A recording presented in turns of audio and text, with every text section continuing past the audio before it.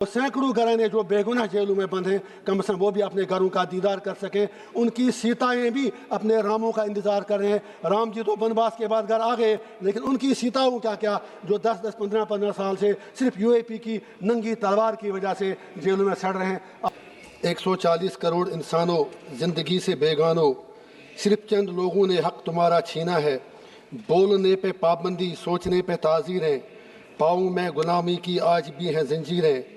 आज हर पे आखिर है बात चंद लोगों की, दिन है चंद लोगों का, रात चंद लोगों की। उठकर दर्द मंदों के सुबह शाम बदलो भी, जिसमें तुम नहीं शामिल वो निज़ाम बदलो भी। मैं आपसे ये गुजारिश करना चाहूँगा कि आर्टिकल 21 जहाँ फ्रीडम सबको देता है, वहाँ ये बात भी ज़रूरी है कि देश की सिक्योरिटी के साथ कोई कंप्रोमाइज़ न किया जाए। मैं तवज्जो दिलाना चाहूँगा यूएपीए की तरफ, उसमें अमेंडमेंट की ज़रूरत है। और ख़ास तौर से जो यहाँ पर रोज़ ईडी सीबीआई के खिलाफ धरने देते हैं, यूएपीए आप लोगों ने लाया लेकिन आज आप खामोश हैं। मुसलमानों के ठेकेदार तो बने हैं, लेकिन यूएपीए में सबसे ज़्यादा माइनॉरिटी में लोग पीछे जा रहे हैं।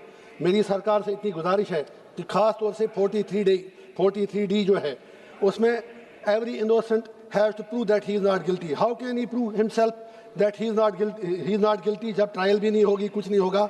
तो बिल्कुल ज़रूरी है कि आप देश की सिक्योरिटी का ख्याल रखें, लेकिन एक टेररिस्ट के बीच में और एक आम शहरी के बीच में फ़र्क करना बहुत ही ज़रूरी है।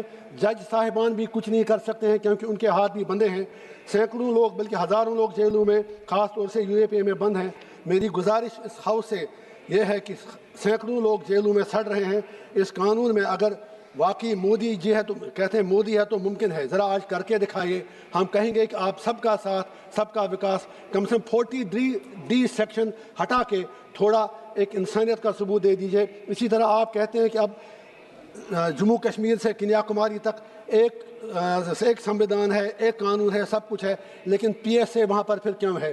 पीएसए की तलवार वहाँ से ख़त्म कीजिए। That's absolutely extra constitutional.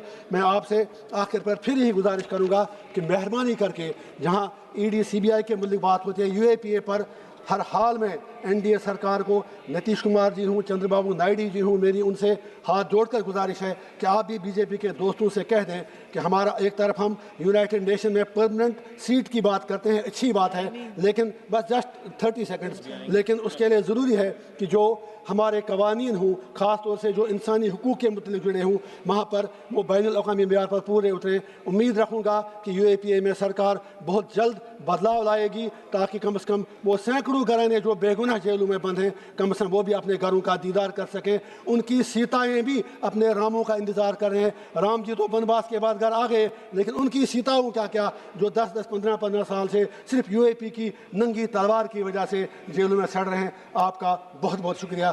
Thank you. Thank you. Honourable Member Sri Papu Yadav ji.